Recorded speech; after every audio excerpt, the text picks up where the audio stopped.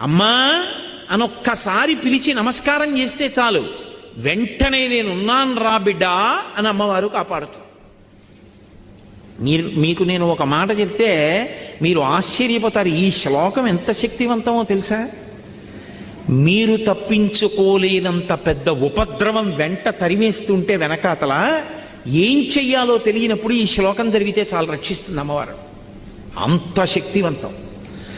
చండీ పరదేవత అనుగ్రహం అంటే అలా ఉంటుంది. అందుకే చండీ చరణవు అని చండీ పరదేవతని స్తోత్రం చేశారు శంకరాచార్యులు వారి ఈ శ్లోకంలో. అటువంటి అమ్మవారి పాదాలు పట్టుకుంటే సంస్కారవంతం చేస్తుంది మనస్సు. ఇక్కడ మీరు నన్ను ఒక ప్రశ్న అడగచ్చు, ఏమండి ఒకవేళ అసలు కోర్కెల మీద వ్యామోహం పోక, అసలు వ్యామోహం అనేటటువంటిది పోతే కదండి ధర్మబద్ధం చేసుకుందామన్న కోరిక. ఆయన అలా చెప్తాడు కానండి, ఏడాదికి ఒకసారి వచ్చి ఏ